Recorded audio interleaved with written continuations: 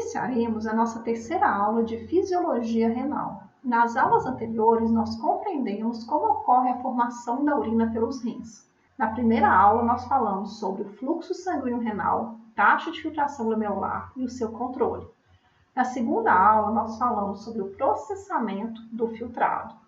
Nessa aula, nós compreenderemos os métodos de depuração para quantificar a função renal. Depuração significa o volume de plasma que fica livre de uma determinada substância por minuto, sendo expresso em ml por minuto. O termo mais utilizado é clearance. Nós podemos utilizar o clearance de inulina para estimar a taxa de filtração glomerular. Por que utilizamos a inulina?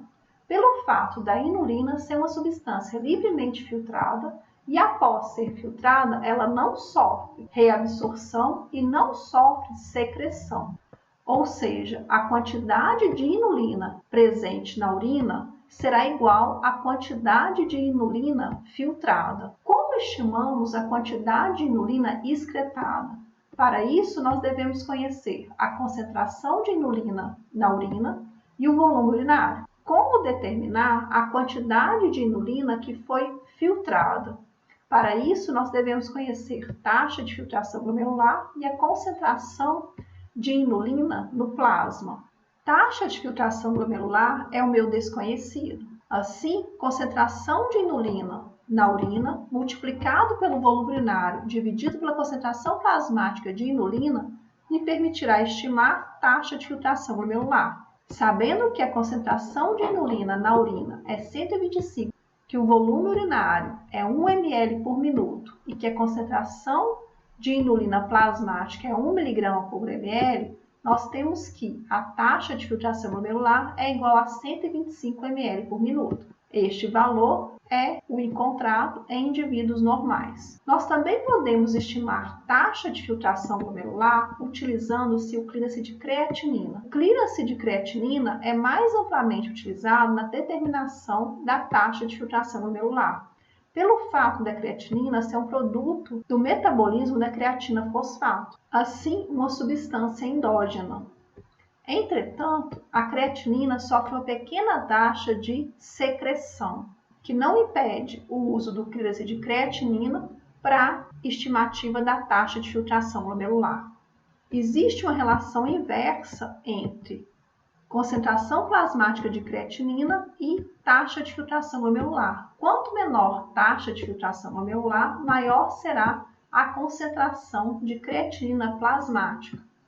Assim, concentração plasmática de creatinina pode ser um indicativo de disfunção renal. Entretanto, sendo produto do metabolismo, existem outros fatores que podem levar ao aumento plasmático de creatinina, sendo necessário a estimativa do clearance de creatinina para quantificar taxa de filtração glomerular, avaliando dessa forma a função renal do indivíduo. Através dos métodos de depuração, nós também podemos determinar o fluxo plasmático renal.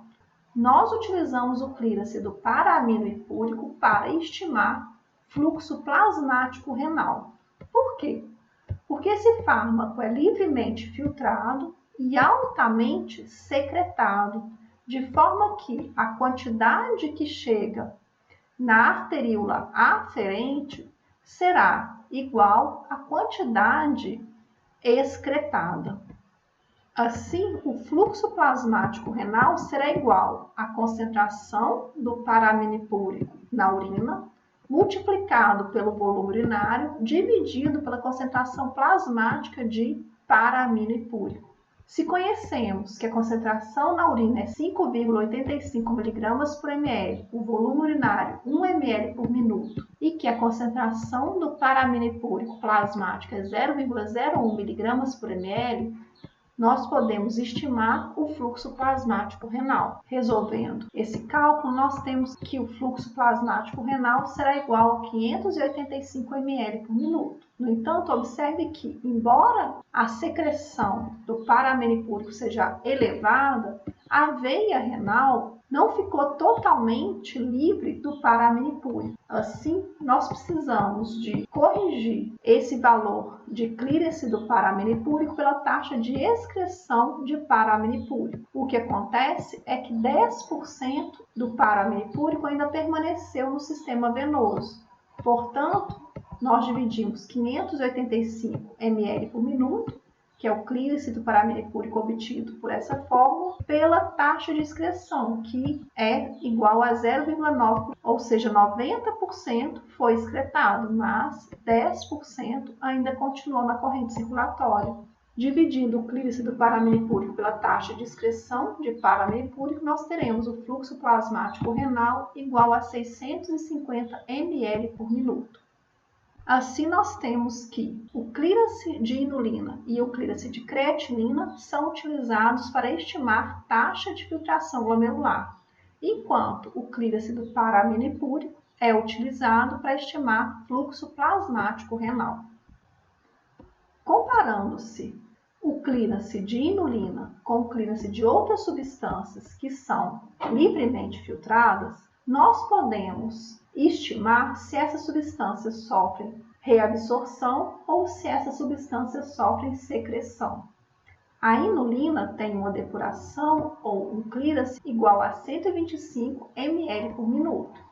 Fosfato, potássio, cloreto, sódio e glicose são substâncias livremente filtradas que possuem uma alta taxa de reabsorção. Por quê? Porque o seu clearance é inferior ao clearance da inulina. Observe que no caso da glicose, em indivíduos saudáveis, toda a glicose filtrada voltou para a corrente sanguínea, foi reabsorvida.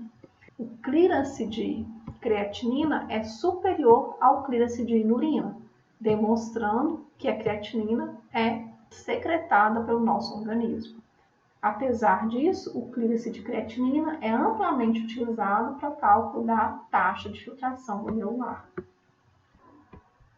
Aqui nós temos a nossa referência, capítulo 28, do Tratado de Fisiologia Médica do Guyton e Hall. O nosso muito obrigada.